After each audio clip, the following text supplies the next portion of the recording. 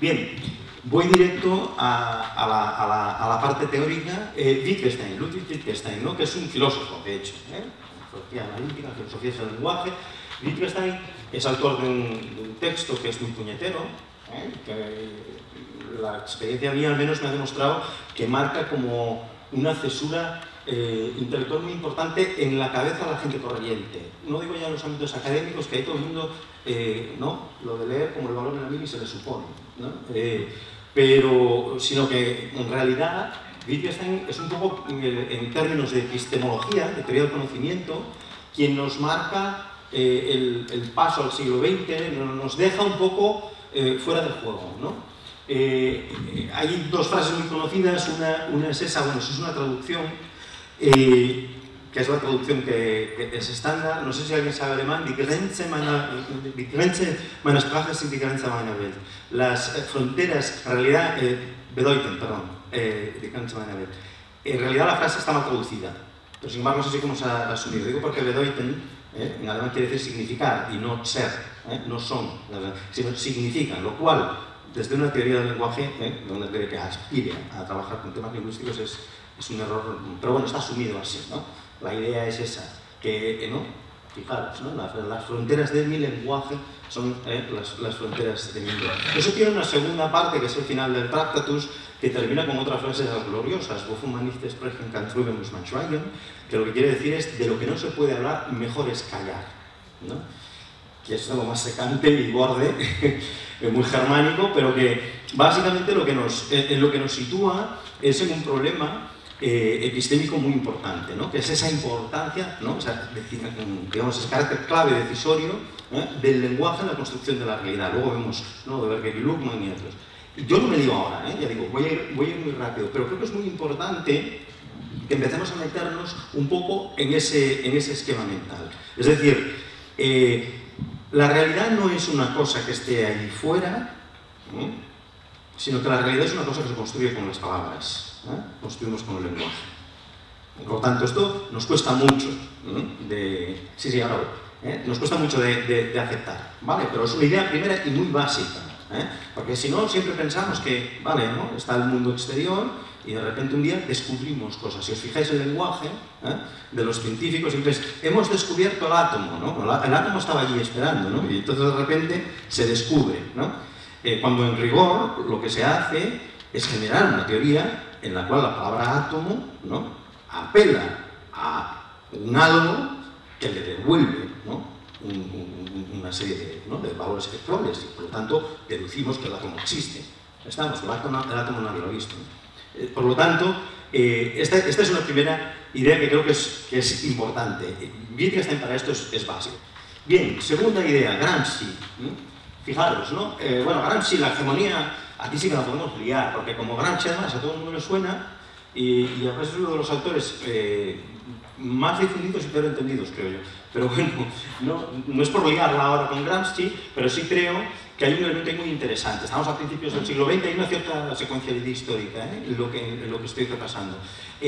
A principios del siglo XX, Gramsci también es coetáneo se superpone en su vida temporalmente con la de Wittgenstein, y Gramsci es quien, digamos, en la reconstrucción del marxismo, ¿no? Del salto, ¿no? Dentro de lo que es el programa de investigación del materialismo histórico, es quien de repente centrará un interés especial en las cuestiones lingüísticas, en los aspectos, en la dimensión cultural, y va, de alguna manera, a interrogar a la propia tradición marxiana, que nace en el siglo XIX y por lo tanto es muy deudora de esas epistemologías, de las cuales Marx siempre fue una figura muy extraña, pero siempre fue un adelantado a su tiempo y siempre estuvo interviniendo de una manera transversal, ¿no? Pero bueno, en todo caso, Gramsci es quien en esto nos desvela una cuestión que es fundamental cuando habla de la hegemonía, ¿no? Que es esa idea de que la dimensión cultural no es un puro reflejo, ¿no? De las relaciones materiales, sino que tiene, ¿no? Un papel decisivo a la hora de poder operar políticamente,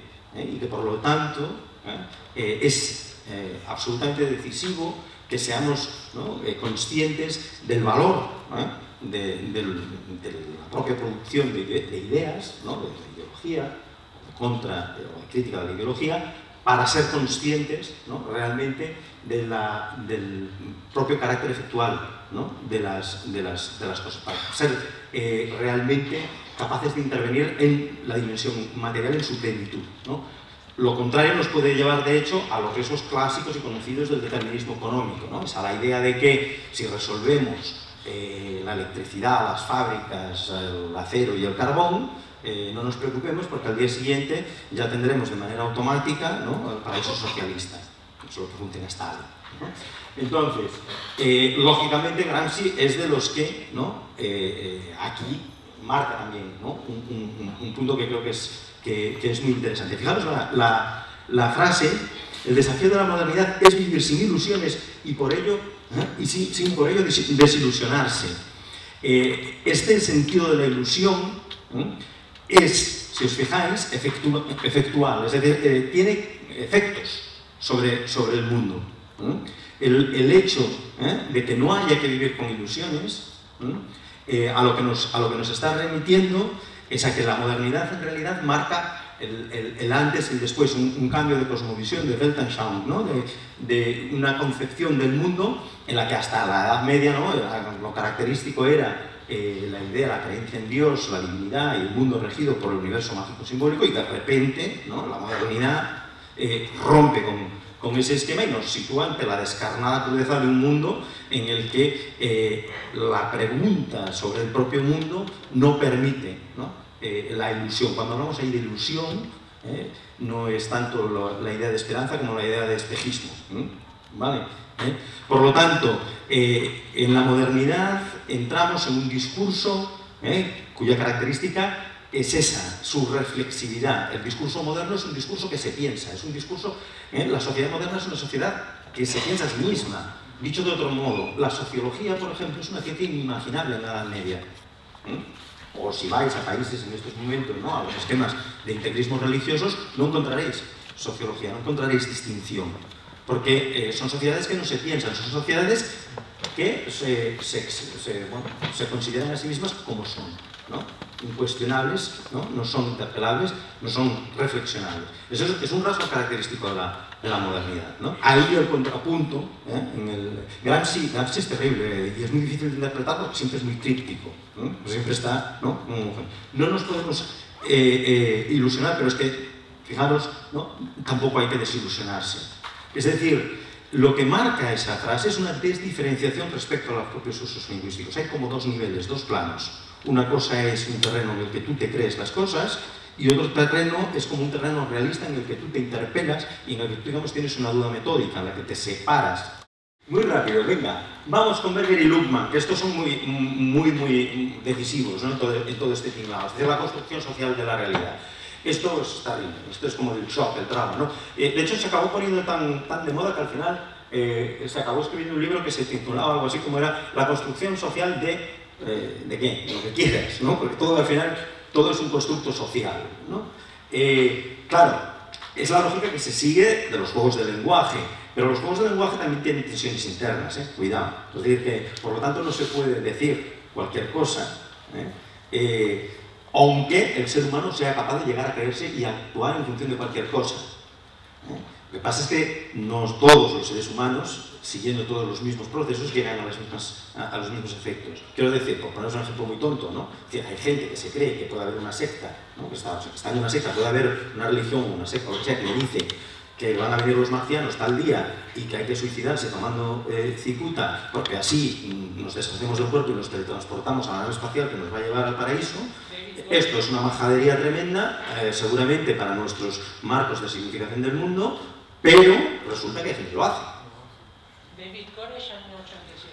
Bueno, los davidianos, ¿no?, por ejemplo. Bueno, los casos de Coros tienen lo suyo también, por lo que ha sido el tratamiento policial y mediático del asunto. Pero bueno, en todo caso, ¿no?, es decir, fijaros el impacto y la importancia del lenguaje, pero sobre todo las asimetrías. Es decir, a nosotros nos dicen eso y dicen, no, majadería, ¿no? Es decir, estamos locos, claro, pero depende. Mete a una persona en un proceso de socialización, en un proceso de significación del mundo, donde eso responde a una serie de necesidades, y ya veremos, ¿no? Esa es la habilidad de los gurús, ¿no?, o de los curas, ¿no? ¿vale? Por lo tanto, bueno, los gurús son puros, en definitiva, ¿no? Una variante. Digo, entonces, construcción social de la realidad. Fijaros, el orden social no es parte de la naturaleza de las cosas y no puede ser derivado, bueno, me faltan las comillas después de la naturaleza de las cosas, no puede ser derivado de las leyes de la naturaleza, solo existe como producto de la actividad humana. Estoy, como veis, hay una línea de coherencia, aunque los otros son todos muy distintos, hay una línea que voy siguiendo porque quiero machacar mucho esta idea, ¿vale? La actividad humana, esa capacidad de hablar, ¿no? Aquello que viene desde Aristóteles, ¿no? Aristóteles distinguía, decía que el ser humano era el zoon politikon, el animal político, ¿no? Y lo caracterizaba frente a los otros animales porque estaba dotado de logos y no de foné, de palabra y no de voz. El perro ladra, el gato maulla, pero solo el ser humano habla. Es decir, es capaz de construcciones lingüísticas, capaz de producción, ¿no? de mundos con el lenguaje. Desde Aristóteles, ¿no? Pues fijaros, hasta Berger y Luckmann y después, pues aquí es donde tenemos, ¿no? esa idea que es muy importante. Porque si no, pudiéramos acabar cayendo en esto que antes os decía, es decir, en creernos que existen como una especie de leyes de la física, que son verdades de carácter matemático, que nos acaban explicando el universo, ¿no? Y que lo único que hay que seguir es esa lógica, ¿no? Los propios científicos que han seguido durante muchos siglos esas mismas lógicas, pues han acabado hablando de cosas, ¿no? De expresiones lingüísticas tan curiosas como lógica borrosa, ¿no? O como estas expresiones de la matemática actual que cuando las oyes dices, la lógica es borrosa. Fijaros, ¿no? Es un oxímoron. En realidad nosotros siempre se nos ha presentado la lógica como lo diáfano, como lo claro, como lo que ilumina, ¿no? La ilustración, el iluminismo, ¿no? Lo que nos clarifica, ¿no? Es decir, curiosamente, de repente se hace borrosa la lógica, ¿no? ¿Qué pasa ahí? ¿No? Es muy importante, lo digo porque hay una cierta vulgata, una cultura política corriente, especialmente de quienes se quieren marxistas, que suele inclinarse mucho todavía a unas epistemologías muy desfasadas, ¿no? Y esto me parece que es muy importante ponernos al día, independientemente de la religión de cada cual, o de la secta, o de lo que como queramos llamarle, independientemente de eso, creo que hay un elemento que sí que puede ser de consenso y que nos permite trabajar, ¿no? Que es básicamente la idea esa, de que no hay tales leyes, lo que tenemos como punto de partida, y si no lo queréis coger como una realidad ontológica, como una cosa que sea así, cogéroslo al menos como un desafío metodológico, como un juego, como una variable independiente. Es decir, vamos ni que sea, en lo que va a seguir, a plantearnos, a analizar el mundo como si solo fuera el resultado de la interacción. Vale, pero seguimos. Vamos a una cosa que aquí sí que entramos en el terreno de la comunicación con Laswell, que es un clásico, es lo más básico, es lo más sencillo, que viene a decir, luego, bueno, es enmendado por Braddock. Esto todos lo sabemos, esto en realidad no es ningún mérito haberlo descubierto, pero en todo caso sí que creo que es también muy importante a la hora de pensar en términos de análisis de discurso que lo tengamos presente, ¿no? Por eso también lo he traído un poco a colación. Es decir, que si estamos en ese terreno de la interacción comunicativa, ¿no? Y de la actividad humana, que es la que acaba produciendo por medio del lenguaje, ¿no? Las propias realidades que son efectivas, si estamos en ese terreno, es muy importante, por lo tanto, saber, ¿no? cómo se produce esa comunicación, ¿no? Entonces, aquí es muy conocido el análisis del proceso comunicativo, en el cual siempre hay alguien, ¿no? el comunicador, ¿no? que dice algo, ¿no? por medio de un canal a alguien que tiene efectos, y que si me subes ahora un poquito la... al revés, o sea, me bajas, perdón. Eso. También con circunstancias y en unas circunstancias, eso no porque no lo dijo Boswell, se lo añadieron después para todo, ¿no? En unas circunstancias y con un propósito. Esto es importante. Nosotros cuando luego nos metamos en el tema de análisis de discurso nos vamos a quedar básicamente, hoy nos vamos a centrar solo en el tema de la estructura del mensaje, ¿vale? Nos vamos a quedar ahí. Digo, y ya solo con eso ya veréis que teníamos para horas. Pero todo lo otro es fundamental, ¿vale? Necesitamos alguien que comunica. Esto es muy importante porque, aunque no lo vemos, realmente está ahí. Es decir, hay una de las grandes falacias liberales es pensar que todos los emisores de discurso son iguales. Y que por lo tanto quien comunica es igual que el otro. Y que da exactamente igual, ¿no? Que un rico hable por los pobres que un pobre hable por los pobres, ¿no? Si os fijáis, una de las cosas que más ha indignado a las élites mundiales es que personajes como Chávez, Morales o personas que no estaba supuesto que debieran de ser, ¿no? O sea, os fijáis que últimamente se han puesto oscuros de piel los líderes de América Latina, ¿no? Entonces, claro, ¿qué ocurre? Que donde no se esperaba un determinado emisor de discurso, de repente aparece una subjetividad determinada. A lo que voy, nos quedamos con esta idea básica, por lo tanto, que alguien dice, fijaros, comunicador, mensaje, medio, receptor, consecuencias, y también, ¿no? En qué pragmáticas, es decir, en qué circunstancias y con qué propósito e intención. Lógicamente, eso en sí ya es todo un mundo. Tratar cada uno de estos aspectos nos llevaría horas, pero es importante, por eso os digo, en donde yo nos estoy invitando, que tengamos presente que a mí lo que me interesa hoy es ver qué es lo que se dice, qué es el mensaje. Y a lo que voy, con McLuhan es famoso por la frase esa de el medio es el mensaje.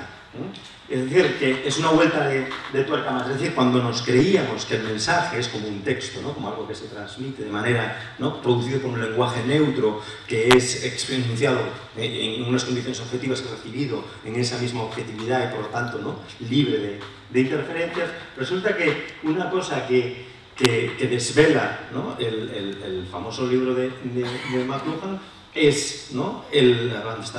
¿no? Es ese carácter, ¿no? determinante de las propias condiciones de comunicación, de los propios medios, ¿no? Es decir, por decirlo con las propias palabras de McLuhan, construimos las herramientas y después ellas nos construyen a nosotros. O como dice él, con referencia a la literatura, es decir, primero se creó la imprenta y después apareció la literatura. Claro que antes había una tradición oral, claro que antes había textos de literatura, pero la revolución que comporta la imprenta es la que altera. Es decir, imaginaros ahora, por ejemplo, ¿no? Una cosa que siempre me llama mucho la atención, por mi parte de trabajo editorial, es que siempre en el mundo editorial escuchas hablar de la crisis, ya nadie lee, no se lee, es que no se lee nada, es que no se lee, no, perdonad, se lee más que nunca. Miraros en el metro cómo va la gente, todo el mundo leyendo el móvil. Es decir, otra cosa es qué es lo que se lee. Es decir, en qué contexto, en qué herramientas. Claro, si te meten en 144 caracteres del Twitter, pensar se hace complicado, ¿no? En Facebook, por ejemplo, pues ya puedes escribir párrafos más largos, ¿no? Es decir, siempre hay, y en función, ¿no? de esas determinaciones, ¿no? Esa posibilidad. Pero luego hay una parte que también es muy interesante, que es que hay activistas, ¿no? Es toda la parte de la guerrilla de la comunicación, que hay activistas que saben jugar con eso, ¿no? Es decir, si le echáis un ojo, por ejemplo, ¿no? Un medio que no permitía para nada, ¿no? O sea, que es un medio muy duro, ¿no? La televisión. La televisión, dices, es un medio donde es unidireccional, ¿no? El público no puede devolverte feedback, es muy difícil intervenir en televisión. Es un meritazo, ¿no? Por ejemplo, pues de Pablo, ha sido ser capaz de colarse por ahí, ¿no? En los años 60, Avi Hoffman y Jerry Rabin, el grupo este, ¿no? de hippies, ¿no? Que fueron los primeros en hacer guerrilla de la comunicación, se colaban en las teles y ¿qué hacían? Hacían una performance, es decir, rompían los propios esquemas, que se les dejaron, ¿no? Rompían los propios esquemas comunicativos, convirtiendo, ¿no? a la propia televisión al show televisivo en el propio mensaje de lo que se quería, ¿no? transmitir. Es decir, que hay como la vuelta de rosca. Esto es muy importante en relación a lo anterior, por eso que os decía, porque tampoco hay que ser extremadamente pesimista, ¿no? En el sentido este de, claro, es que como no... por ejemplo, una queja muy típica de Izquierda Unida que se ha escuchado muchísimo, claro, es que a Podemos le va estupendo porque a nosotros nunca nos dejan ir a la tele a explicar lo nuestro. Y dice, claro, a lo mejor no te dejan soltar una chapa a Fidel Castro de 5 horas, pero si fueses capaz de comunicar en apenas unos segundos con un lenguaje que cuando comunica hace subir las audiencias, lo cual hace que el interés del que es dueño de la cadena de televisión por la publicidad acepte tu discurso con muchísimo mayor interés que el de otro, hay una serie de, ¿no? Tres hijos, que son los franceses, ¿no? de tres hijos políticos que son los que prefiguran la propia, ¿no? El propio medio en el que tú te desenvuelves y que son los que tú no determinas, pero son por los que hay que jugar. Entonces ahí es donde está la habilidad. Fijaros, una que me interesa mucho, porque con esto ya vamos directamente al análisis de Marcos, y acabo con los dos, Goffman y Lakoff, que son los dos autores que trabajan el tema del análisis de Marcos. Goffman primero, que es el padre del concepto, del frame, ¿no? del marco interpretativo. Dice, nuestra actividad se basa en gran medida en la moral, pero en realidad, como actuantes, dice, no tenemos interés moral en ella. Como actuantes, somos mercaderes de la moralidad. Esto es una visión pesimista, ¿no? Respecto a lo que somos en la comunicación. Os lo voy a poner como un ejemplo que a lo mejor no es tan enrevesado como esta frase de Goffman, pero que es muy cinematográfico. Este es Samuel Fuller, el director de cine, cuando hablaba de aquello del tercer rostro, ¿no? Decía que cuando le decían ¿qué le da tanta fuerza a sus personajes en las películas? Él decía que yo sigo el tercer rostro. Es decir, todos tenemos un rostro, que es el rostro público que estáis viendo de mí ahora. Todos tenemos un segundo rostro, el rostro en amistad, confianza, en familia, ¿no? El rostro que nos ven solo los más cercanos, pero hay un tercer rostro, que es el rostro del mal, es el rostro del delito, es el rostro que si te voy a asesinar me va a salir una cara que no me va a ver nadie más. ¿Vale? Es decir, que, o si estoy a punto de robar, ¿no? La cara que debía tener Puyol cuando firmaba los papeles, pero no, ¿no? Es decir, ese tercer rostro, ¿vale? Eso es lo que realmente, ¿no? Nos interesa, ¿no? Es decir, desde ahí es de donde siempre se abre, lo que os decía antes, ¿no? Siempre se abre esa desdiferenciación, ese doble nivel, ¿no? Claro, si todos hablásemos solo con el tercer rostro, no podríamos debatir. Sería terrible, ¿no? Hay muchas películas y comedias que juegan con esto, ¿no? Con el que hay una en concreto de Jim Carrey que es muy cutre, ¿no? De que es mentiroso, compulsivo el tío, ¿no? Y de repente está condenado a decir lo que piensa, ¿no? Entonces todo ese juego de hipocresía le monta un lío tremendo, ¿no? Bueno, pues ahí vamos, ¿no? Es decir, cuidado con esos enjuiciamientos porque en realidad cuando nosotros actuamos lo que buscamos es más lo que hace Puyol.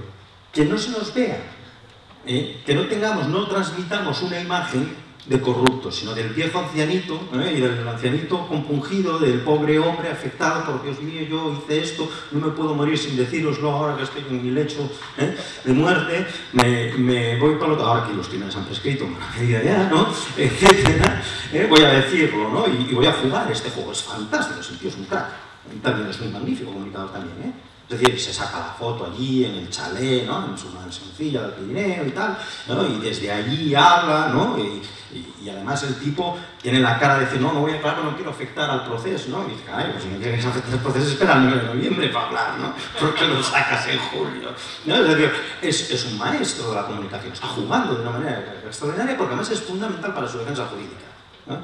Entonces, si os fijáis, en estos entresijos, lo que Goffman lo bordó, es decir, la política es teatralidad, es un teatro, y es un teatro donde nosotros lo que nos preocupa mucho es nuestra imagen pública, es aparentar ser una cosa. Maquiavelo es el primer gran antecesor de esta reflexión, cuando pensaba en que realmente lo importante para el príncipe no es lo que el príncipe fuese, las decisiones que tomaba, sino cómo aparentaba unas cosas u otras, y por ahí es por donde empezaba realmente el juego. Y me quedo con la siguiente idea de Lakoff, que es el famoso título del libro, No pienses en un elefante. Esto es un librito, pequeñito.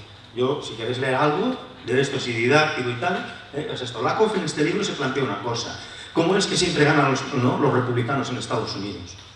Y entonces lo que analiza es esto, o sea, como lo expone él, ¿no? Dice, no pienses en un elefante. Dice, hagas lo que hagas, no pienses en un elefante. Dice, toda palabra con elefante evoca un marco. La palabra se refiere en relación con ese marco. Cuando negamos un marco, evocamos también el marco, ¿no? Es decir, si yo os digo, no pensé en un elefante, todos tenemos ese bicho, ¿no? Con la trompa y tal. Es decir, no lo hemos podido evitar, ¿vale? Por eso, luego lo vemos con los ejemplos concretos, ¿no? Por eso lo más importante es llevar el discurso, el debate, a donde tú quieres que se hable de lo que tú quieres. La gran habilidad de los conservadores en Estados Unidos durante toda la década de los Bush, padre e hijo, Espíritu Santo, pues fue, eso va por los de la Biblia, ¿no? Lo que hicieron magistralmente era que se hablara de seguridad, ¿no? Que nos hablara cuándo cambia y cuándo gana Obama, independencia de lo que ha hecho después, cuando aparece el tema de la salud pública, ¿no? La sanidad universal, cuando aparece el tema del relanzamiento de la economía doméstica y no las aventuras imperiales por el planeta, cuando Obama plantea un cambio de discurso y lo hace como un comunicador extraordinario que es, rompiendo completamente los ejes sobre los que, ¿no? Los issues, los temas, sobre los que se venía articulando el discurso clásico del conservadurismo. Esto exactamente punto por punto es lo que nos ha pasado aquí durante décadas. A nosotros se nos ha marcado el gran logro y éxito. Esto lo explican en algún vídeo por ahí que hay maravillosamente Íñigo Rejón. Dice que el gran logro de Thatcher fue cambiar ese sentido común, ¿no? Cuando Thatcher dijo aquello de que ella lo que aspiraba era que cada británico fuera un capitalista, ¿no?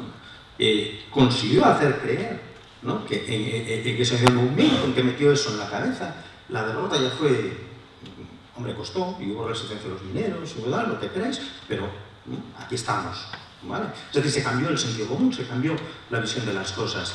Este es el tema básico, luego lo vamos a ver en el vídeo, porque hay una pugna, ¿no? En esa pugna entre Rubalcaba y Pablo hay precisamente una pugna por determinar cuál es el elefante, ¿no? Es decir, en qué pensamos, ¿vale? Fijaros que nosotros, antes mencionabas el 15M. El 15M marca la agenda hasta el 20M. El 15M al 20M, ¿no? Pero antes ya se produce la diada. La diada es un cambio de lo que se llama master frame, ¿no? Del marco interpretativo hegemónico, ¿vale?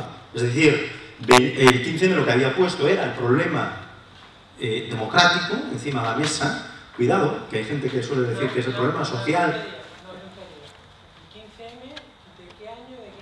El 15M es 2011, ¿no? Si yo no recuerdo mal, ¿vale? Mayo, 15 de mayo de 2011, se produce ese democracia real ya. El no nos representa. Es decir, la democracia se problematiza. El elefante del 15M se llama democracia. Y de repente fue una puñeta, porque en plenas elecciones, la casta, le decimos ahora, ¿no? El establishment político se vio obligado a responder a una cuestión que no era esperable. Luego se produce la diada. Fijaros que lo que lleva a CUP al Parlamento, el éxito de las CUP, es debido precisamente a esa doble combinación. Al factor David Fernández, si le queréis llamar de alguna manera, otro excelente comunicador, por cierto, demasiado oculto para lo que seguramente ¿no? es la audiencia, pero bueno, teniendo en cuenta que el electorado de CUP es universitario mayoritariamente, no es tampoco tan problemático.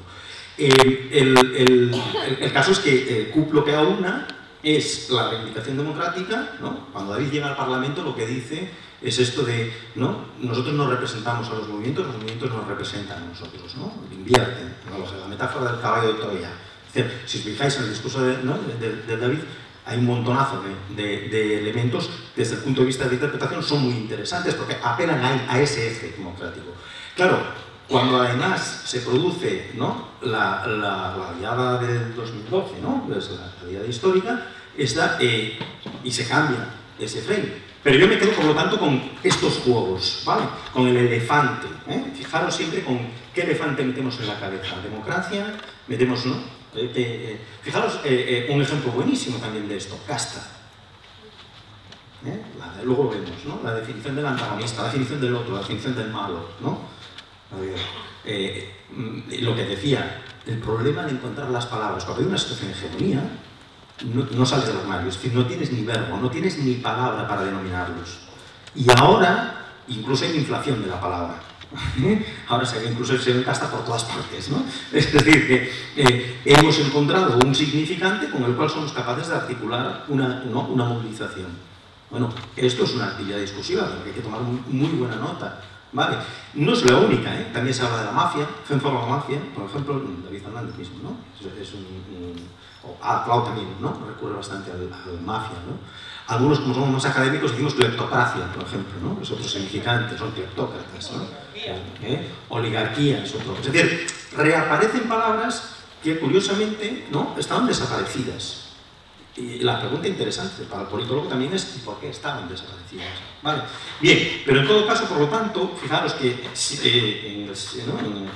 para acabar, ¿no? En nuestra parte, en esta secuencia, terminamos en esta lógica de la importancia que tiene la interacción comunicativa y cómo en esa interacción comunicativa los usos lingüísticos, los juegos de lenguaje, los usos que vayamos a hacer de unos significantes, otros, cómo los signifiquemos, son los que nos van a permitir que resulten, ¿no?, unos efectos u otros. Y esto es lo que políticamente es tan interesante, ¿no? Es decir, realmente no podemos hacer nada aquí, realmente esto es una cuestión estrictamente del orden o bien de los dones innatos, que hay grandes oradores por nacimiento, o es por el contrario una técnica que se aprende, hasta qué punto los medios median, ¿no?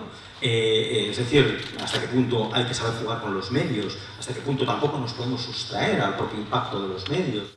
¿Qué es un marco? Fijaros, dicho, es muy, o sea, no os voy a hacer la definición académica, sería muy larga, pero dicho de una manera muy sencilla, un marco interpretativo es una hipercondensación de significado, para que nos entendamos, ¿no? Es decir, nosotros, en nuestra vida cotidiana, hacemos un montón de cosas, ¿no?, de prácticas y de acciones, para las cuales no necesitamos verbalizar ni reflexionar todos y cada uno de los pasos que hacemos, sino que sencillamente nos servimos, ¿no?, de empaquetamientos, ¿no?, de paquetes simbólicos, de simplificaciones. Una forma muy sencilla de ver esto, por ejemplo, es los refranes, ¿vale? Es decir, que rápidamente el refrán te sitúa, ¿no?, es muy útil un refrán, ¿no?, porque un refrán vale para muchas situaciones, ¿no?, es un tipo, ¿no?, de práctica lingüística que es muy funcional, ¿no? Bueno, pues el frame se sitúa también en este orden, ¿no? No nos vamos a liar mucho, pero yo os pregunto, sobre todo para poner las cabezas a funcionar. ¿Cuál es la primera pregunta que nos hacemos al despertar? Fijaros, la primera pregunta y la más básica es ¿qué está pasando? ¿Qué está pasando? De esta se derivan todas. Pensadlo un rato y ya veréis, ¿eh? Es decir, ¿qué está pasando? Lo primero es la activación del cerebro, tiene que responder. Si os fijáis, todas las que hemos dicho vienen de esta. ¿Estoy despierto o no estoy despierto? ¿Qué día es hoy? ¿Es tarde o es temprano? O sea, todas vienen de ¿qué está pasando? ¿Vale?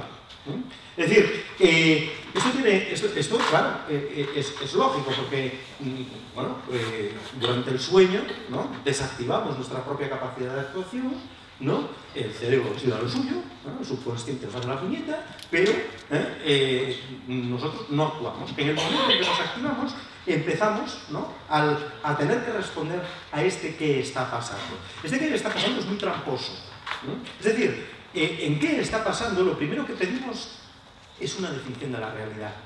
Es una definición de lo que sucede, de lo que las cosas son, ¿vale?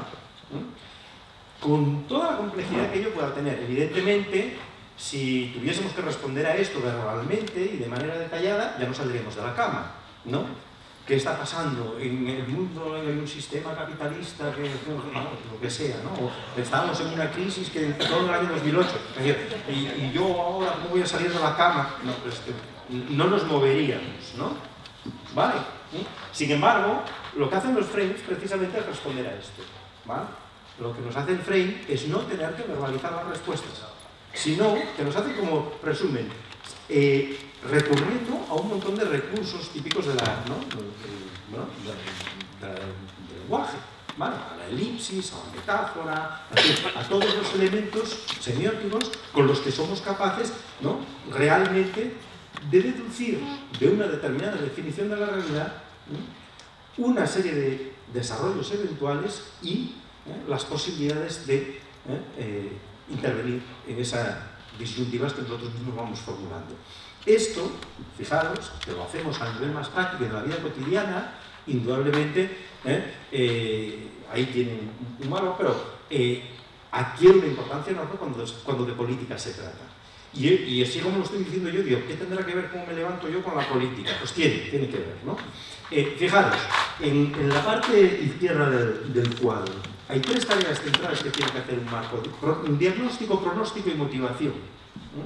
Es decir, tenemos que definir qué son las cosas, qué pasa, qué es el mundo, dónde estoy, cómo es el sitio en el que estoy, ¿no?, qué implicaciones tiene estar aquí, lo que queráis, un marco, ¿no?, de diagnóstico, por decirlo, ¿no? Es decir, el diagnóstico que realizamos tiene que ser una definición del grado de cosas, ¿no? Nosotros, lo primero de todo, ¿qué está pasando? Y para responder, venga, vamos a responder. Claro, para poder yo responder a qué está pasando, lo primero que tengo que saber es cuál es la situación. Tengo que definir una situación. Nadie tiene la definición innata, nadie tiene la definición de las cosas previamente. La definición se viene y se articula, como todos los marcos interpretativos, en un proceso de socialización que dura toda una vida, en el cual, en la interacción cotidiana, bueno, desde que somos bebés hasta que nos hacemos mayores, con quienes nos rodean, vamos aprendiendo, con H intercalada, aprendiendo, ¿no? Lo que es la cultura en la que nos movemos. Eso que decía Wittgenstein de los usos del lenguaje, dentro de los cuales existe nuestro mundo, ¿vale? Y fuera de los cuales no funcionamos, ¿no? Es decir, que cuidadito, porque nosotros hablamos e intervenimos en marcos de interpretación cultural que nos vienen dados por procesos de socialización históricos y sedimentados. Esto lo digo porque, entre otras cosas, muchas veces hay una cierta ingenuidad en el análisis de discurso bueno, sobre todo cuando se tira por la vía de Laclau y compañía, ¿no? De lo del significante flotante, el significante vacío y todas estas cosas, de acabar un poco pensando o cayendo, ¿no? En esta cosa de todo es lenguaje y si das con las palabras correctas todo lo puedes hacer. No, es decir, cuidado, vivimos en sedimentaciones históricas muy complejas y hay unas limitaciones enormes. No quiere decir esto que no se puedan cambiar las cosas, pero quiere decirse que se tienen que cambiar de acuerdo a unas determinadas gramáticas políticas, unas determinadas reglas de significación, una semántica, ¿no? A unas determinadas sintaxis. Es decir, cuidado mucho con estas, este creer en la que lo he visto muchas veces en debates y tal, ¿no? La solución fácil de, pues el significante está vacío, que coña, lo voy a llenar con lo que a mí me apetezca y ya funciona. No, tampoco Laclau dijo esto, porque pero cuidado, ¿no? Lo digo para adelantarme a ciertos esquemas. Aquí es donde es gran tan oportuno y aquí es donde es muy interesante en el análisis de marcos, porque luego veremos el marco de interpretación maestro, masterframe, ¿no? Y los marcos específicos de interpretación. Pero por lo tanto, primera idea, ¿qué está pasando? Y la respuesta que va a venir a esto viene prefigurada por unos procesos de socialización cultural, ¿vale? Esto es muy importante y tanto más porque nos encontramos con un problema muy serio. Vivimos en sociedades cada vez más complejas y los al Raval intenté hacer valer un marco de interpretación monocultural de una de solo de las culturas en el Raval, en una asamblea del 15 en el Raval, como es por caso. Las vais a pasar canutas, porque vais a tener no sé cuántos marcos de interpretación diferentes, ¿vale? Incluso a veces saltos irreparables. Esto los traductores lo saben bien. Hay palabras que ni a tiros son traducibles, ¿no? Y expresiones y que dan ventaja en unos idiomas y luego en otras. Y para los que nos dedicamos a la teoría política no hay nada más interesante justamente que la ventaja de poder ver los significados y las significaciones de un idioma al otro. Por ejemplo, los franceses seguramente no son conscientes de que la palabra sujet, sujeto, es a la vez súbdito y sujeto. Sujeto de sujetado y sujeto de sujeto que ejerce acción. Y súbdito, como subject, ¿vale? Pero nosotros, sin embargo, lo distinguimos. A nosotros política es una única palabra, pero en inglés policy, politics, polity. Son tres palabras diferentes, ¿vale? Es decir, en cada idioma esto va cambiando. Esto es muy importante, porque si luego hablamos, cuidado con lo que decimos por lo que nos vayan a entender. Nosotros, por ejemplo, cuando se empezó a hacer el análisis de marcos, uno de los ejemplos que se seguía, que se investigaba más, era, claro, lógicamente, el movimiento de los derechos civiles en Estados Unidos, que estaba muy en boga en la época, ¿no? A Martin Luther King o Malcolm X, esos son oradores extraordinarios. Pero es que si os fijáis, por ejemplo, en discursos célebres, ¿no? Como la Dream, ¿no? de Martin Luther King, eso está sacado de un fragmento bíblico. Y no recuerdo ahora cuál era el fragmento en cuestión, pero vamos, en cierta ocasión vi el análisis de Marcos, ¿no? Realizando la comparación, ¿no? Entre lo que decía en la Biblia y lo que decía. Claro, en un sitio a lo mejor decía arameos y macabeos y en el otro decía blancos y negros, ¿vale? Pero lo que hacía, y hacía muy bien, era sustituir. De hecho, cuando Obama hace su discurso de investidura, y ha habido toda una polémica, porque ha usado la Biblia de Martin Luther King, y porque en la propia estructura de su discurso había un montón de elementos que venían de ahí. Esto es muy importante porque nosotros demandamos esto, nos guste que no. Hay un trabajo fantástico, creo que de hecho estuvo por aquí, no sé si fuisteis a Tarragona, estuvo por aquí, Jorge Lago, hace en enero, hace ya unos meses, organizamos con Jorge Lago y Pablo Bustin, el que estaba llevando el grupo en Bruselas de Podemos, organizamos en Artefacte un curso donde nos vinieron a hablar de un tema interesantísimo, que es la ficción resolutiva. Nosotros vivimos en una cultura que es la que es. Vivimos en la cultura de la novela, vivimos en la cultura occidental, europea y americana del siglo XIX, básicamente. Es decir, en trama, nudo y desenlace. Todos los discursos políticos, sean los que sean, siempre van siguiendo esa estructura. ¿Vale? Bien, esto nos sigue pasando. Fijaros en el gran timo del siglo, el 9 de noviembre. Novena, aquí. Trata de la estafa del siglo, es perfecta. Es un ejemplo fantástico de ficción resolutiva. Si os fijáis, hay una historia que es exactamente el mismo tipo de estructura.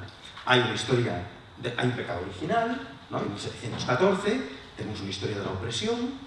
Antes de 1714 no había opresión. Y eran catalanes en 1714, que esta es otra. Benedict Anderson, para quien quiera saber de la cuestión nacional desde una perspectiva constructivista. ¿Vale? En 1714, que había, Alfonso de los Moreras, eran súbditos, las huestes de la Casa de Habsburgo contra las de la Casa de Austria, de Borbón. Y la gente que estaba allí por unas relaciones de contractualidad enfiteutica, ¿no? Vasallática, y allí iban, y Cataluña era un territorio como península ibérica. Y esto es así. Es decir, hay cosas que no discuto en términos científicos, con todo respeto para las creencias de la gente. Quien quiera creer, que crea, es su cuestión. Pero yo aquí estoy hablando desde este plano, ¿vale? Desde el de la ciencia. Es decir, nadie tenía una subjetividad catalana. Entre otras cosas porque no era necesario. Si la subjetividad catalana consiste en tener una lengua, en tener tal, la subjetividad catalana solo aparece cuando aparece en español. Es decir, ningún señor aquí en 1714 salía a la calle y decía, el español me está oprimiendo. Es una lengua que se me ha impuesto, pues aquí no veía ningún español ni pintura. ¿Vale? Fijaros cómo funciona y opera el constructo. Lo que es más interesante no es que sea verdad o mentira, no me importa. No me importa. Lo importante es el principio de Thomas en sociología. Aquello que es considerado como real es real en sus consecuencias. La gente cree que hay una Cataluña desde tiempo inmemorial. Y ya está. Y a mí me importa un bledo. Y cuidado con ir a hacer un frame contra esto lo podéis hacer si os ponéis en plan irreverente, como yo ahora, ¿no? Pero a efectos pedagógicos. Si yo tuviera vocación de ser político y de ir a ganar unas elecciones, evidentemente el 11 de septiembre no saldría a decir ¡ah! 1714, no nos vamos a dar pelo, porque me cruje, ¿no? Fijaros si es importante saber operar en los campos culturales. ¿Estamos? Pero científicamente, amigos, la ciencia es ciencia, 2 y 2 son 4. Entonces, la relevancia del marco de interpretación está precisamente aquí. ¿Vale? Es decir, no importa si es verdadero o no, importa que es verosímil. Y además cumple una función, tiene una resolución. Es decir, si os fijáis, es una ficción resolutiva. La idea de que primero independencia y después todo lo demás viene resuelto, la idea de que hay un momento que es cuando se ejerce el derecho a decidir y se vota, y eso es el juicio final, o la revolución comunista, o lo que queráis, o la crisis del liberalismo. Desenlace. El desenlace. Sí, es el desenlace de la novela. Es decir, ese es el momento a partir del cual todo es diferente. De hecho, ¿cuál es el problema? Y lo estamos viviendo estos días. ¿Cuál es el problema? El problema es que si llegamos y nos acercamos, lo que tenemos que hacer es volver a echar eso más para atrás, porque es que si no, bueno, se nos va a ver el plumero. ¿No? Es decir, claro, y si resulta que todo lo que estamos diciendo es un constructo narrativo que no tiene efecto sobre la realidad. ¿Y si resulta que no hay consulta? ¿Y si resulta que la hay, pero no tiene valor efectivo? Os voy a hacer una demostración. Proclamo la independencia de Cataluña.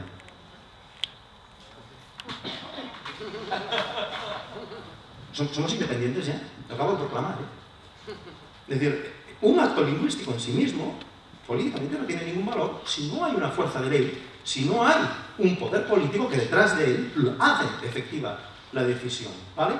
Esto es muy importante porque es una tensión que quiero que os quede en la cabeza. De la misma manera que nosotros hablamos, y podemos decir muchas cosas, hay otra tensión, que es que si nosotros hablamos pero no hacemos efectivo aquello que decimos, somos unos charlatanes, ¿vale?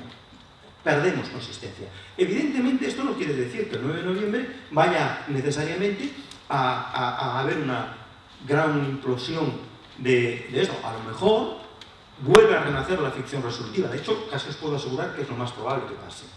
Se convoca una manifestación de desagravio porque el Tribunal Constitucional no ha permitido, se le acusa a Convergencia y Unió de haber sido unos blandos, se dice que Esquerra es la verdadera independencia y ya con una manifestación de masas como la del 10 de juliol, la que toque en febrero, nos plantamos en el escenario de las municipales y tan contentos, sobre todo Esquerra. ¿Vale? Es así de sencillo, pero eso es saber administrar bien la ficción resolutiva. La ficción resolutiva es el diagnóstico, el pronóstico y la motivación. Es eso, en definitiva. Es decir, tenemos que ser capaces de crear una narrativa, tenemos que ser capaces de explicar una historia. El storytelling este famoso. ¿No? Tenemos que tener una narración, un cuento. La posmodernidad, tan denostada en general por la izquierda, en el libro este famoso, La condición posmoderna de Lyotard, Lyotard, una de las cosas de las que advierte es de esa desdiferenciación que yo decía antes, de esos dos niveles del discurso, en el cual hay un nivel que es el nivel del relato, el nivel de lo que nosotros decimos, como vamos contando los hechos, ¿no? Pero luego hay el nivel del metarrelato, que es aquel al que nos remitimos con nuestro relato, es aquello que le da consistencia a lo que nosotros decimos. Y esta es la clave decisiva, porque cuando nosotros entramos en el terreno de las narraciones, de las producciones de discurso, es muy importante que seamos capaces de precisamente articular así de bien el discurso político. No nos engañemos, Podemos, a partir de las europeas, es otra historia, es otro relato. ¿Vale? De hecho, esto es como las series de televisión. ¿Vale? La serie podía haberse acabado, la primera temporada podía haberse acabado en las europeas, ¿no? Salía un diputado, hacía un día una buena escena, ¿no? Como es el epílogo, ¿no? Sale la escena final en el Parlamento y aquel chico heroico llegó y le dijo, no, tal, y aquí se acaba la película, ficción resolutiva, se nos ha acabado aquí. Sin embargo, se ve que teníamos más ganas de la segunda temporada, ¿no? Y entonces de repente se produce una auténtica mutación de subjetividad. Es decir, hay un montón de gente que dice, esto no es el punto final, es el punto de partida. Esto es muy interesante porque las ficciones resolutivas se crean y se recrean. Lo que hay es que ser un buen guionista. Yo creo que hay un relato, de momento, hay un relato que va surgiendo que parte de lo siguiente. Hay un país engañado, que despierta, que es capaz de empoderarse, que sabe denunciar a quienes han sido responsables, que recupera la política, que desde ella redescubre que es un actor que cuenta, que decide, que va camino de conseguirlo, ¿no? Es decir, es el ejemplo claro, ¿no? de la historia que funciona muy bien. El pueblo estafado, el pueblo engañado, que despierta, que se hace con el control de su propio destino, porque decide actuar, porque se pone en marcha, porque sabe encontrarse, reivindicar la democracia, buscar un horizonte común de acción, en fin, pudiéramos, ¿no? Y luego, evidentemente, le podemos, a esa estructura, digamos, ¿no? Le podemos ir añadiendo los hechos concretos. Si os fijáis, funciona mucho a golpe de encuesta, ¿no? En cada encuesta se está más cerca del poder. En cada encuesta se cumple lo que se espera, ¿no? La ficción prometida, o sea, igual que el independentismo a lo mejor pues promete un Estado-nación, Podemos lo que promete es ganar las elecciones. Si os fijáis, el cambio de marco de interpretación de Podemos es cuando a mí me parece que es un momento glorioso y probablemente uno de los mejores discursos, el del día de las elecciones. Cuando el fragmento este que lee Pablo dice mañana seguirá habiendo desahucios, mañana seguirán haciendo... Es decir, en lugar de cerrar la ficción, ¡hemos ganado! ¡Estamos ahora! ¿Vale? Que podía haberlo hecho. ¡Hemos demostrado! No, dice no, aquí no hay motivo. Claro, a todo lo contrario, relanza la ficción. Es decir, no, hemos venido a ganar y vamos a ganar. Cuando Juan Carlos Monedero sale y dice, por ejemplo, estoy convencido de que podemos, ¿no? De que estamos preparados para gobernar, que gobernaremos en un año y medio, lo que sea, no me acuerdo de la frase exacta, ¿no? Pero recordáis, ¿no? De nuevo se acaba produciendo. Es decir, esos son los momentos épicos, ¿no? Igual que las encuestas de justo después de las elecciones, que van produciendo los episodios de la serie. Es decir, ¿por qué ustedes van a sacar de nuevo de Venezuela? ¿No? Porque están ustedes los chavistas y los bolivarianos, ¿no? La alternativa bolivariana, Alfonso Guerra, Felipe González y tal. Una alternativa bolivariana aquí sería el apocalipsis, ¿no? Y tal. Y respuesta, marco interpretativo muy bien realizado.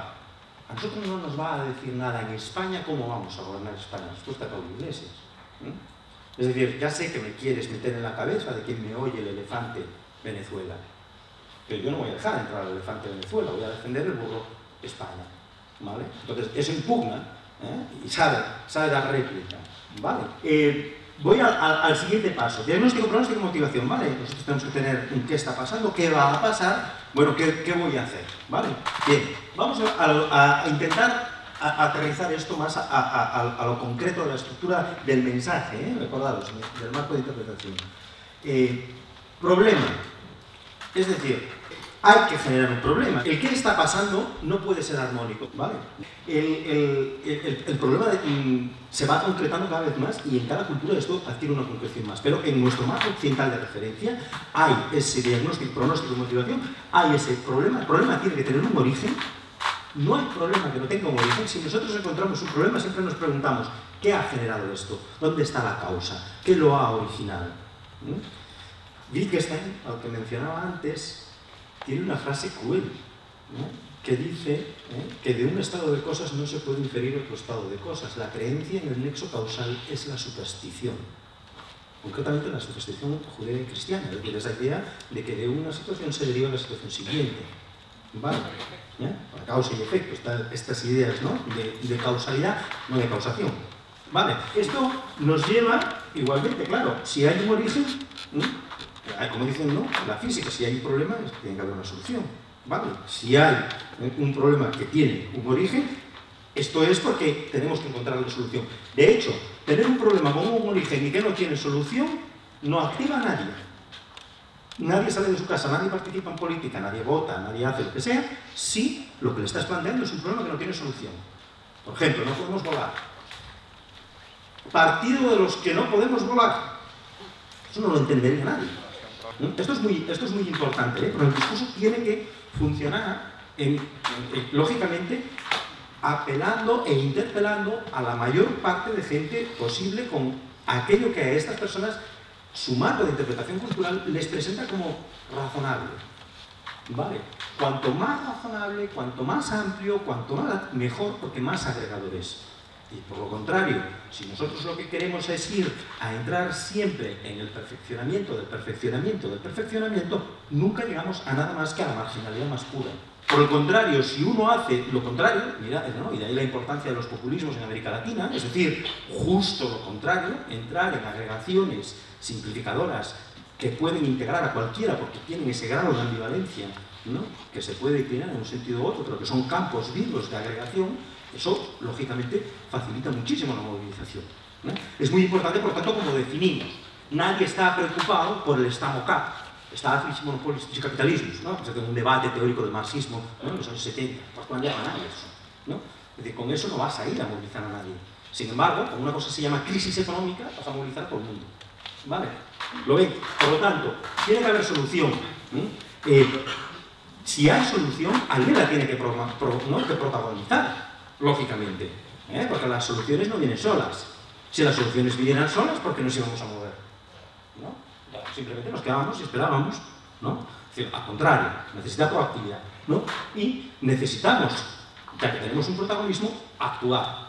Necesitamos la acción colectiva. ¿Vale? Paso a lo siguiente, a la siguiente columna, muy rápido también. A ver, el problema. Todo problema tiene un tema, ¿no? Y todo problema tiene que ese tema está problematizado. ¿Cuál es el problema de una crisis de modelo productivo en una sociedad que no es capaz de salir adelante? La economía, el pueblo, o el gobierno, o la casta, es decir, aparece, ¿no? Es decir, tenemos que buscar la manera, tenemos que buscar el tema. El tema es la crisis, ¿no? Actualmente, por ejemplo, ¿cuál es el tema? El tema es la crisis. Si vosotros habéis el periódico y empezáis a mirar crisis de la política, crisis de la economía, crisis de la sociedad, crisis de los valores, crisis de lo que sea, crisis. Ese es el gran tema del momento. Por lo tanto, problematización, origen. Cuando nos estamos refiriendo al origen, nos estamos refiriendo a que eso tiene un momento en el que se produce, el momento primero, el pecado original, ¿vale? Y la causa. Pero claro, una causa sin un agente, y esto es un problema súper característico. Durante mucho tiempo, en el marco interpretativo, este por ejemplo es un problema de los más serios que arrastró durante mucho tiempo Izquierda Unida, que no fue nunca capaz de identificar un ellos. No fue capaz de identificar la agencia responsable de ese problema. ¿Quién lo causa? ¿Quién o qué lo causa? La casta, ¿no? ¿Os dais cuenta? Esa pieza faltaba. Es decir, en un marco, esto, o sea, nadie habla así, nadie hace un discurso con esta estructura, esto es una estructura abstracta, ¿no? Pero si nosotros analizamos el conjunto de las declaraciones que se van, esa lluvia fina, de cada declaración en prensa, de cada titular de periódico, de todo eso, y cómo todo eso lo recompone el cerebro humano, que es una máquina acojonante, ¿vale? Pues al final está operando en esta estructura, ¿no? Eso es una modelización, ni está acabada, ni completa, ni es perfecta, pero no es útil, ¿vale? Entonces, fijaros que uno de los problemas que tenía, y que sigue teniendo Izquierda Unida, es que es incapaz de nombrar a ellos. Y de hecho lo que es más interesante es que cuando uno da con esa palabra, cuando uno da con ese saber nombrar al otro, el otro queda preso del giro contrahegemónico. El ejemplo fantástico nos lo dio Felipe González cuando dijo: yo soy la casta que creó el sistema de seguridad social, ¿no? La sanidad pública, no sé cómo era la frase, ¿no? Yo soy la casta, es decir, 1-0, o sea, le acaban de colar el boxe, bueno, 1-0 en propia meta. Es decir, que es fantástico cuando consigues que el otro se nombre como tú lo nombras. Por lo tanto, necesitamos un ellos y necesitamos nombrarlo, ¿eh? Necesitamos, fijaros, aquí funciona muy bien el señor Paul Schmitt, la dialéctica amigo-enemigo, nosotros, ellos, ¿eh? Y además, que por eso se dice lo del populismo, a más demagogia mejor.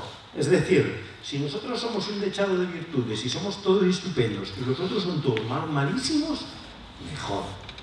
Siempre que la cultura política en la que uno esté inmerso tenga esa característica, ¿eh?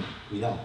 Solución. La solución requiere metas. Si no sabemos a dónde vamos, no nos vale de nada. Una de las claves básicas del discurso y del éxito de Podemos es decir, queremos ganar.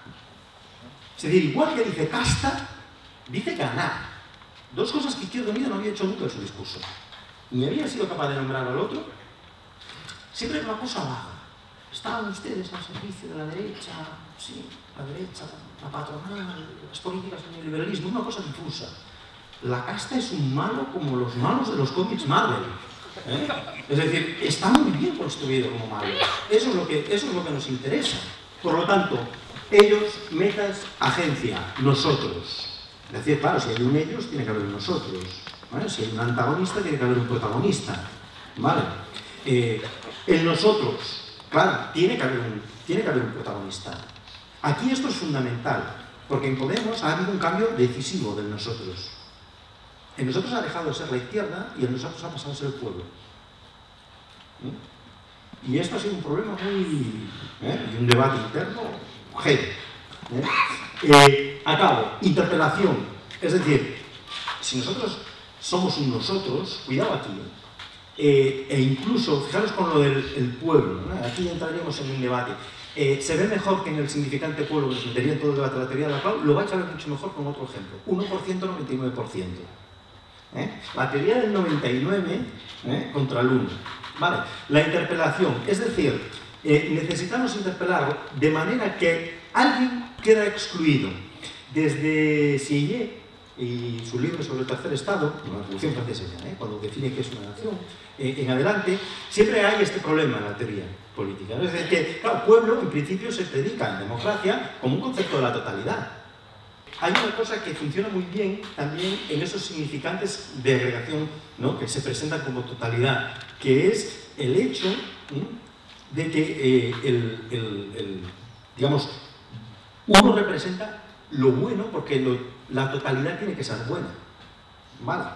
Es decir, los intereses del pueblo, todos los políticos cuando hablan de los intereses del pueblo, nadie gobierna contra los intereses del pueblo, ¿vale? Es decir, agenciarse a la representación de la totalidad siendo parte es lo que te transfiere, te confiere una legitimidad enorme para tu actuación, sobre todo si la gente cree que es real. Aquello que es considerado como real es real en sus consecuencias. Si es que no importa si Chávez es el pueblo, pero la frase Chávez es el pueblo es la perfección de un enmarcamiento. Es el protagonismo ideal, porque el uno es igual a la totalidad, con lo cual no hay manera de escapar de esa, ¿no? De esa hegemonía. No hay un exterior ahí. Si Chávez es el pueblo, joder, a ver quién escapa de Chávez, porque el pueblo es la totalidad. Es decir, no te puedes oponer a Chávez. ¿Os dais cuenta de cómo se articula? ¿Vale? Luego cabe cuestionarse si esto es democrático, punto primero, que en la teoría de la clau aquí hay fallos gordos. Cabe cuestionarse si la teoría de la agencia es emancipadora o simplemente reproductora de determinados tipos de formas de hacer política, de gramáticas políticas, etcétera, etcétera. Que algunos en esto somos muy críticos con esto. Bueno, claro, según optamos por unas lecturas u otras, las interpretaciones son distintas, pero en todo caso, a la gente hay que interpretarla siempre de manera incluyente y siempre de manera que sean nulas las barreras que se le interponen a quien nosotros consideramos la audiencia de nuestro discurso y absolutas las barreras del enemigo. ¿Vale? ¿Me explico? Es decir, si nosotros lo que queremos es articular una hegemonía, lo que no le podemos decir a la gente es: yo soy del pueblo y tú no, yo soy de Podemos y tú no, chínchate, chicharrería. Claro, los Podemos somos guays, claro, no.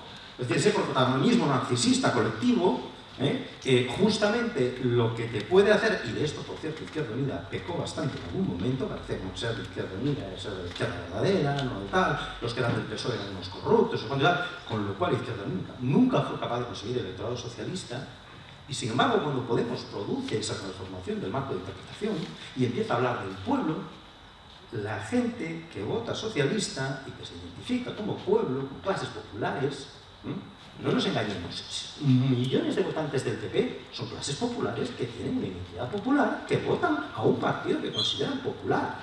Esto es un hecho. La PA tiene muchísimos votantes del PP, muchísimos. Llegó incluso a hacer un vídeo interpelando. ¿Os acordáis del vídeo de la PA que interpelaba al votante del Partido Popular? Eso es un magnífico ejemplo de framing. Es un vídeo que la clava, porque sabe que en sus filas hay votantes del PP y porque interpela a sus propios activistas, a la propia gente afectada por las hipotecas, en un juego de identidades donde precisamente le disputa la hegemonía sobre lo popular al Partido Popular. Y a continuación vino la campaña de scratches, etc. Es decir, y eso lleva a agregar, ¿vale? Esto es muy importante porque, claro, si nosotros no sabemos interpelar, si la interpelación que buscamos es siempre la de un grupo cada vez más reducido y minoritario, de gente más selecta, buscamos a los obreros, ¿no? Camaradas, somos al obrero industrial de tal cual. Bueno, vale, pues tendrás unos resultados del que pongo en Martorell, en la SEA, pero macho, olvídate del resto de la ciudad. Porque tienes un problema si interpelas, dada la estructura de clases que tenemos, a el sujeto obrero industrial, vamos por caso, ¿no? O al sujeto, no sé, lo que sea. Es por eso que muchas veces pues, no hay un partido feminista. Aunque las mujeres sean mayoría sociológica, ¿no? Es el grupo más grande. ¿Cuál es el problema que tenemos hoy en día? Que la complejidad de nuestra sociedad es extraordinaria. E intentar producir un discurso capaz de explicarlo todo, aquí nos metemos en el terreno de la ciencia, las tesis doctorales, lo que queráis. Pero desde luego, en el lenguaje fácil, no. Por el contrario, y esto es la gran aportación de Laclau, de Ernesto Laclau, con su libro sobre la hegemonía, el socialismo y tal, porque Laclau lo que rápidamente fue capaz de leer fue, bueno, es igual, porque si lo que tenemos es que agregar sectores y clases sociales muy diversas, ¿no? Tranquilos, porque a lo mejor lo único que hay que hacer es buscar en el discurso político un agregador, ¿no? Volver sobre Gramsci, volver sobre la noción de hegemonía y buscar esos significantes con los cuales podemos agregar todo eso. El framing, los marcos de interpretación, son muy útiles a estos, porque precisamente como son esas hipercondensaciones, yo no tengo necesidad de decir: la sociedad española se han operado 30 años en el liberalismo, la aprobación ya en los años 80 de las ETTs, que generaron una masa precaria creciente y tal, la diversificación del tal, no sé cuánto, la crisis de la industria, las privatizaciones, no sé cuánto, la liquidación del sector productivo, no sé qué, la turistificación de la economía, no sé cuánto. Yo puedo tirarme aquí ahora un rollo de no sé cuánto para decir una cosa muy sencilla. Muy sencilla. Al pueblo lo están machacando. Y esa frase tiene mucha más capacidad de condensación de una identidad de clase que todo el discurso que queramos hacer súper sofisticado sobre el materialismo histórico. Tradición de la que yo me reivindico, ¿no? Es decir, que, cuidado, a no caer ahora y no incurrir ahora en donde nos quisieran precisamente llevar, al terreno de las escisiones, de los sectarismos, de los repliegues de identidad, dónde está el verdadero obrero, dónde está el falso obrero, dónde está no sé cuánto, porque eso es un berenjenal del que solo sabes mal. Y por el contrario, los procesos constantes de redesignificación de ese pueblo pueden ser perfectamente catalizadores, ¿no? Porque interpelan. ¿Ponemos el vídeo? Venga, buenos días, señor Rubalcaba. Le voy a leer unos nombres que seguramente le resultarán familiares. Elena Salgado, Luis Atienza, María Ángeles Amador, Arantxa Mendizábal, Miguel Boyer, Ramón Pérez Simarro, Felipe González Márquez, Narcís Serra, Pedro Solbes, todos miembros de su partido y miembros también de consejos de administración de las empresas energéticas privatizadas. Estoy convencido que muchos... Sí, privatizadas. No, estoy convencido que muchos... Déjeme acabar. No, seguro que no. Déjeme acabar la pregunta. Sí, las empresas energéticas privatizadas, que sí. El señor Felipe González Márquez. Pero déjame que le haga la pregunta. Que tarde un minuto. Aunque usted no quiera que le haga la pregunta, déjeme que le haga la pregunta. Es muy importante. Señor Rubalcaba. Es que no es lo mismo, ¿eh? Tanto miedo tiene que le haga la pregunta. Es muy sencillo. Yo estoy convencido que a buena parte de los militantes de su partido y a los votantes socialistas les encantaría que su secretario general, a los miembros de su partido que han pasado por consejos de ministros y han terminado en consejos de administración, les dijera: no se puede militar en este partido estando en un consejo de administración, porque lo que está pasando con la luz en este país quizá no se resuelva diciendo a los ayuntamientos que tienen que intervenir, sino en aplicación del artículo 128 de la Constitución española, que faculta a un gobierno para intervenir las empresas estratégicas cuando hay una situación de emergencia social como la que tenemos. El problema es que es muy difícil de creer que ustedes vayan a hacer eso cuando buena parte de miembros de sus gobiernos están ganando mucho dinero en consejos de administración de grandes empresas. Primero, no creo que la solución de la luz sea nacionalizar las empresas eléctricas. Estoy completamente en desacuerdo con usted. Estas son soluciones de otros países, de otros modelos. Hay países que tenían nacionalizados el sistema eléctrico, por ejemplo la Unión Soviética, la vieja Unión Soviética. Yo no estoy de acuerdo con ese modelo. Yo creo que de lo que se trata es de aplicar la competencia. Y creo firmemente en que tiene que haber competencia en el sector eléctrico, y creo que lo que pasa estos días es que se está demostrando que hay falta de competencia en el sector eléctrico y una gran incompetencia en el gobierno. Esto es lo que tenemos encima de la mesa. Segundo, yo no creo que sea incompatible militar en el Partido Socialista y estar en un alto puesto en una empresa, en un consejo de administración. No lo creo. Y tercero, no creo que nadie de los que usted ha mencionado tenga ningún interés en defender un sistema que vaya contra los intereses de los ciudadanos. Tampoco lo creo. Y cuarto, vamos al tema que nos ocupa, que es el tema eléctrico, la subida del 11%. Yo creo que... Claro, lo que pasa, señor Rubalcaba, sí es cierto que a la gente sí le llama la atención. Es decir, que haya tantos políticos que dejan la política y acaban trabajando en eléctricas... No, en eléctricas y en cualquier sitio, oiga. Hombre, pero en eléctricas... No, Pablo acaba de decir, y hay unos cuantos... Él ha dicho una cosa que es, en fin, que es un error, que es que son empresas privatizadas. No es verdad. No es verdad. Son empresas privadas. Acá es que no es lo mismo, ¿eh? Porque claro, lo que usted ha querido insinuar es muy grave. Ha querido insinuar que primero se privatizan las empresas y a continuación se colocan los políticos. Eso es muy grave y eso es falso. Eso es una falsedad, por tanto, por eso le he cortado. A partir de ahí... ¿Usted cree, por ejemplo, usted deja la política, usted se iría a una eléctrica? Porque la gente está mosqueada de ver a Aznar, de ver a Felipe González, de ver a Salgado. Oiga, yo no. Pero dicho esto, la gente deja la política, tiene su profesión, hay gente que viene de sectores a los cuales al cabo de 2 años... ¿Pero van a eléctricas porque son muy buenos o qué? Porque sabían mucho de... No, perdone, van a eléctricas como van a otros sectores. La gente deja la política a los 45 años, ha estado 10 años en política y pasan 2 años de incompatibilidad y a partir de ahí se colocan donde pueden. Algunos vuelven a su trabajo. ¿Donde pueden o...? Donde pueden. Donde pueden. Y pido brevedad, por favor. A toda velocidad. Por desgracia, Endesa fue privatizada y en su consejo de administración se sienta Elena Salgado, y yo no le he interrumpido a pesar de que Endesa fuera privatizada. Mire, yo discuto con mucha gente en televisión y con algunos periodistas de la derecha más cavernaria. Cuando hablo de la Constitución española me sacan el fantasma de la Unión Soviética. Esperaba que el secretario general de los socialistas españoles utilizara otro tipo de argumento. Última cosa, no hace falta ir a la Unión Soviética. Hace 5 siglos Maquiavelo decía que la clave en política no son las promesas, ni la poesía, ni las buenas palabras, son las garantías. Y yo creo que hay mucha gente que tiene la sensación de que ustedes, los socialistas, cuando están en la oposición, tienen buenas palabras, pero pocas garantías, señor Rubalcaba. Ya, es posible. Usted lo que ha venido a decir es que lo que había que hacer era nacionalizar el sector eléctrico. Claro. Y yo le he dicho que no estoy de acuerdo con ese modelo. es mi posición, que creo que es mejor que haya un sector eléctrico privado, eso sí, que haya reglas que garanticen la competencia y por tanto que beneficien a los ciudadanos. Y le he dicho que el último país que yo recuerdo que es así, que haya tenido un sistema eléctrico nacionalizado es la Unión Soviética, punto y final. Ese es el modelo que usted está defendiendo. ¿Le gustará? El de la Constitución española, no, señor la Rubalcaba, Constitución española, artículo 128. no, la Constitución española, cuando se producen situaciones de oligopolio, facultan a un gobierno democrático para intervenir. Claro, yo no le pido, señor Rubalcaba, que sea socialista, basta con que sea patriota. En una situación de emergencia nacional, a veces los gobiernos tienen que intervenir cuando se produce un oligopolio que está robando a todos los ciudadanos. Pero si miembros de su partido están en esos consejos de administración, es muy difícil, señor Rubalcaba. No, si este es un debate muy interesante, sin duda, tiene que intervenir. El problema es cómo intervienes. Entonces usted propone que el Estado coja y se quede con las eléctricas para garantizar que la luz baja a los ciudadanos. Y yo le digo que esa no es la fórmula. Que al revés, fíjese, eso es casi lo peor. Eso es lo que vuelve a politizar las eléctricas, porque el Estado al final, sí, claro, eso es casi lo peor, sí. Y yo lo que le digo es que hay otra fórmula mejor, más eficaz para garantizar los derechos de los ciudadanos, que es que funcione la ley, que haya competencia, y que funcione la ley. Y por eso le digo, claro que le permito, y por eso le digo que me parece que no hay mal que por bien no venga en este asunto que ha pasado.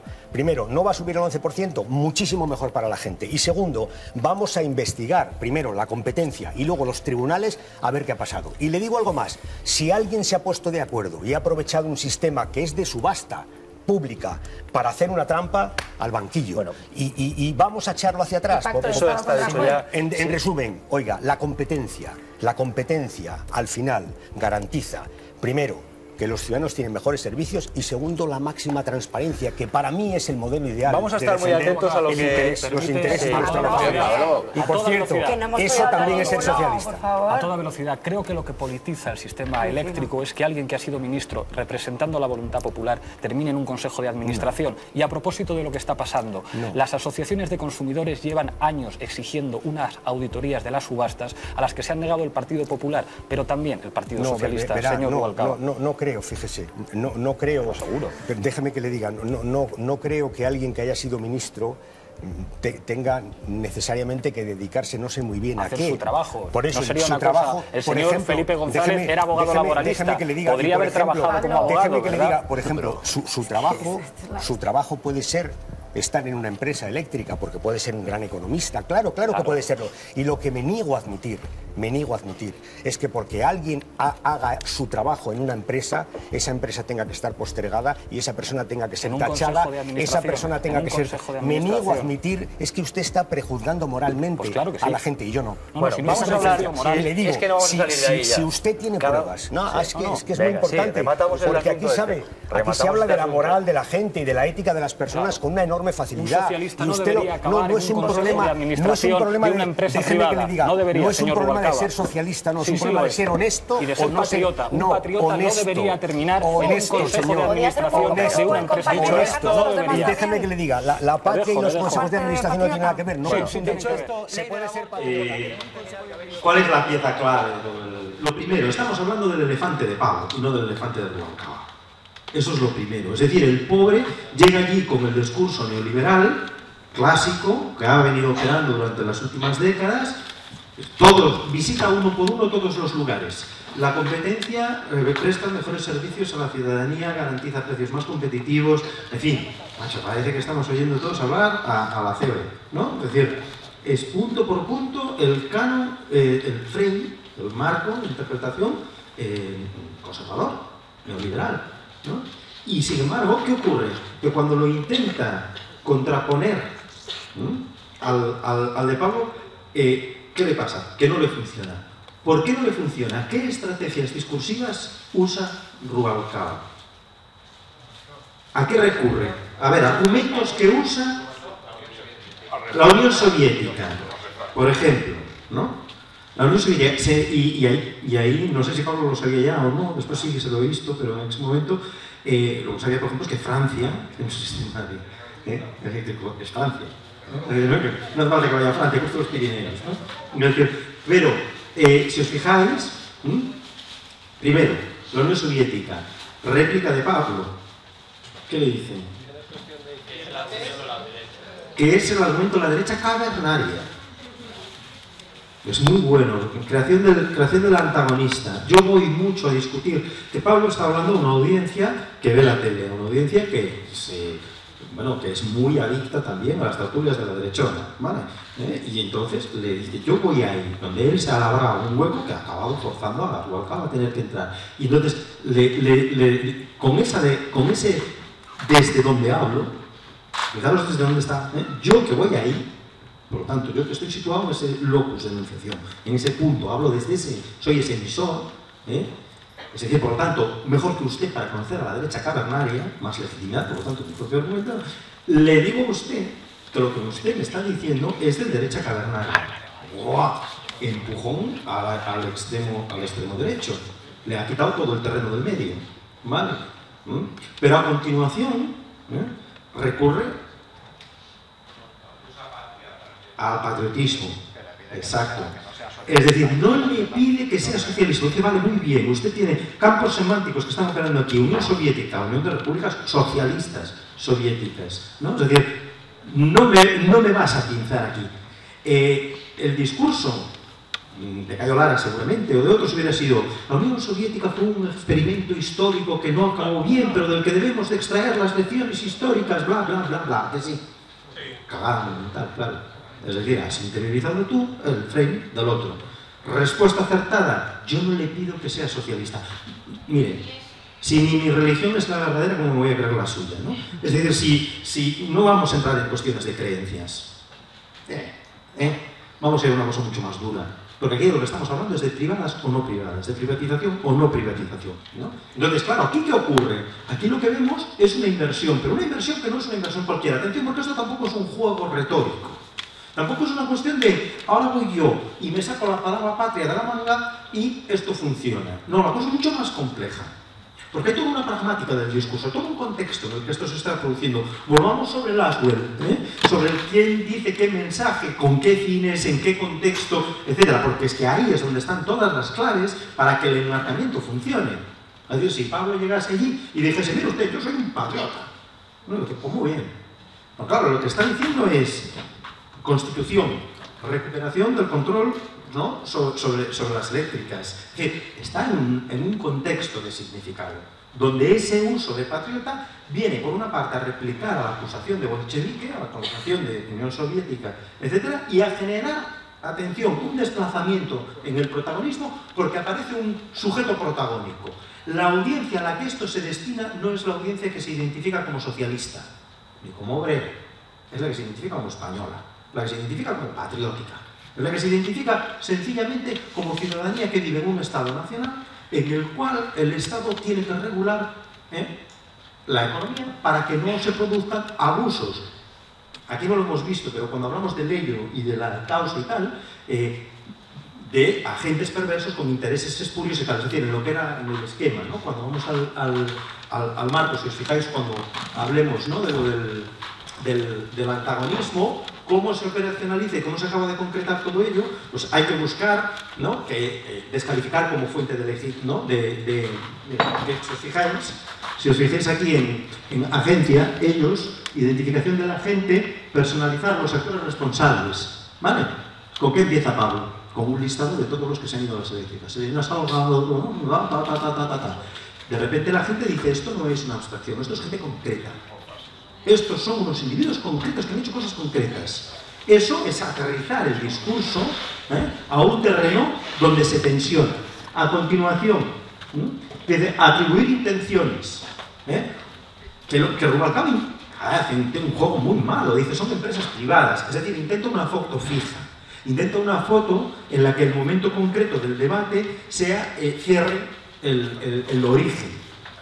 El inicio del problema. Pero es que el inicio del problema se lo recuerda muy bien Pablo, cuando le dice, no, mire usted, es que Felipe González fue el que privatizó, no empecemos la lista porque él y tal, ¿no? Bueno, en este país se privatizó todo, Camsa, Telefónica, ahora no se llaman así, ahora son empresas privadas, ¿no? Ya una mierda, las empresas privadas, ¿de dónde salieron esas empresas privadas? Es un sector público privatizado, ¿y quién lo privatizó? Entonces, claro, de repente reabre, y a veces doblemente contradictorio para Rubalcaba, porque dice, no, es que tenemos que volver atrás. Sí, pero ¿cómo volver atrás? ¿Volver atrás a dónde? Y claro, según Rubalcaba, al momento en que empieza el sistema privado, al año 97, en que empieza a contarse así. Pues claro, dice, gracias por decírmelo. Volvamos atrás. Reabramos una visión histórica, es decir, reabramos la ficción resolutiva, reabramos ese relato que nos va narrando esa historia que tiene un origen, que tiene una trama, un desenlace y que nos lleva ahora. ¿Qué estamos? ¿Estamos donde estamos? ¿Por qué? Porque aquí ha habido esa historia. Esa estructura narrativa opera perfectamente en la cabeza de la gente. Porque es la historia de me han engañado. Me han engañado. Es la historia de ustedes. Claro, fijaros que está tratando con máximo respeto al votante socialista, Pablo. ¿Vale? Mientras que el otro lo está considerando como algo ajeno a la vida del socialista. ¿Por qué? Porque si os fijáis, el público al que habla, ¿cuál es la gente? O sea, ¿cuál es el sector social al que destina su discurso Rubalcaba? ¿A quién habla Rubalcaba? Al profesional liberal.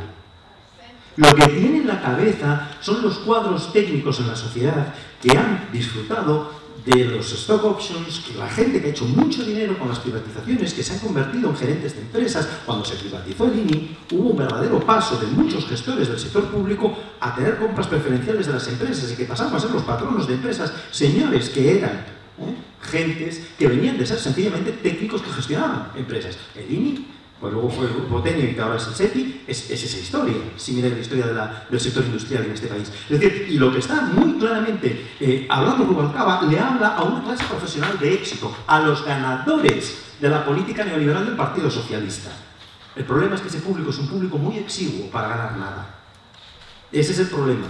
El problema es que no todo el mundo puede exhibir un currículum profesional de hice una carrera, me hice economista. Esos de los que habla. Oiga, es que uno puede ser economista entonces y luego acabar trabajando en la empresa.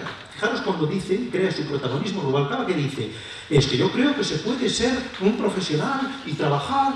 Fijaros otro detalle, uno se mete en política a los 35 y sale a los 45 de un gobierno. ¿Qué? ¿Qué? Esa es la historia de Rubalcaba. Esa es la historia de los políticos socialistas que entraron siendo unos verdaderos chavalillos en el año 82. Es su historia personal. Esa es la historia de éxito de ellos. Que no me la vengan a contar a mí, que por cierto tengo 45. ¿Vale? Es decir, que no me cuente el señor Rubalcaba estas pamplinas, porque me cuentas, tío, que a los 35 te metes y que luego sales y ya de ahí eres un profesional hecho y derecho y se va a quitar. Fantástico, pero hay un problema. Que los números no cuentan. Hace mucho tiempo Óscar Lafontaine, un gran populista, productor de discurso socialdemócrata populista, decía aquello de que si el Partido Liberal en Alemania se hundía era porque no había suficientes dentistas. ¿Vale? Pues es exactamente lo mismo que le pasa. No hay suficientes consejeros delegados para que el Partido Socialista pueda en España conseguir ganar unas elecciones con ese discurso. ¿Os dais cuenta? Es decir, el enmarcamiento está clavado, está perfecto. Y por el contrario, ¿qué es lo que hay? Gente que lo que quiere es una decisión patriótica. Cuando dice patriótica, además, no lo está diciendo en una de arriba España. Está diciendo ejercicio del artículo constitucional tal. Es decir, eso es lo que está diciendo. No está diciendo un patriotismo de ahora sacamos los tanques, nos ponemos a alzar banderas, a cantar el cara al sol o lo que sea. No. Está identificando el patriotismo en el sentido de Habermas, el Fafá son los patriotismos, ¿no? El patriotismo con la Constitución. Un patriotismo que es fidelidad a la norma de convivencia ciudadana entre todos, ¿no? Es decir, es, de nuevo, ese patriotismo como religión civil. Ahí es donde se organiza y se articula un discurso con el que cualquiera, entre otras cosas, y a mí no me gusta una mierda la Constitución española, pero con el que hemos sido socializados durante décadas. Es decir, todo el mundo sabe que la Constitución es la norma que nos dotamos los españoles después de una transición muy compleja para vivir en paz, armonía, bla, bla, bla, bla. Todo el mundo tiene eso en la cabeza. Ese es el puñetero elefante. La cuestión es cómo coges ese elefante y lo llevas a donde tú lo quieres llevar. Y eso es lo que hace ese enmarcamiento discursivo. Coges el elefante y te lo pone donde te lo pone. Es decir, que te lo pone contra Rubalcaba, te pone un Rubalcaba contra las cuerdas, aislado, hablando de la Unión Soviética. Es decir, es un personaje que defiende la Unión Soviética, los profesionales liberales, los consejeros delegados. Es decir, y el otro que está diciendo, mire usted, hagamos política, cuando otro tema fundamental, la politización. Dice, usted quiere politizar. There is no alternative, decía Thatcher. No hay alternativa. No, es que no son decisiones políticas, son decisiones técnicas. Cuando privatizamos es porque la técnica nos lleva. Este es el discurso famoso, ¿no? de la Thatcher. Bueno, pues he aquí el reverso contrahegemónico, ¿no? Es decir, pues claro que es política. Claro que lo vamos a politizar, porque es que son ustedes los que llevan haciendo esta política, este tiempo, etc. Fijaos que la palabra política está muy mal considerada. Vivimos en una sociedad donde lo político está muy mal visto. ¿Vale? Por lo tanto, político, Pablo no lo menciona. No lo menciona, pero es puro discurso político el suyo. Esto que os comentaba de que hay un nivel del discurso del actor político y luego otro nivel que es el discurso de la opinión pública, o sea, hay un master frame o marco interpretativo maestro, por una parte, y luego está el discurso de los actores. Entonces, los actores alinean sus marcos. Es decir, y existen 4 estrategias, no os lo explico ahora, ya os lo explicaré, ¿no? Pero existen 4 estrategias, es decir, tú puedes ir de frente, pedir que el otro cambie su marco y acepte el tuyo, tú puedes simplemente hacer lo que se llama el frame bridging, es decir, poner tu puente, ¿no? O sea, es decir, dos que se encuentran y piensan igual, pensamos igual, felicidad, qué bien, estamos de acuerdo, compañero, vamos, ¿no? Es decir, buscar a quienes piensan exactamente igual que tú, y luego hay dos formas intermedias, la frame extension y la frame amplification, ¿no? La extension es yo cojo un elemento tuyo y me lo incorporo, ¿vale? Y la frame amplification es yo cojo dentro de mi propio marco y enfatizo algunos elementos para que así se pueda sentir la gente cómoda, ¿no? ¿Vale? Mira, yo he estado escuchando todo el tiempo muy atentamente, también soy politólogo, soy brasileño y no voy a extenderme, solo quiero hacer una reflexión que creo que conecta casi todo lo que hemos hablado, discutido, intervenido, que es un trozo de una canción de Caetano Veloso, que es un cantante brasileño conocido, que se llama Lingua, y que dice: a língua é a minha pátria, mas eu não tenho pátria, tengo matria y quiero fratria. Creo que se entiende bastante bien el significado.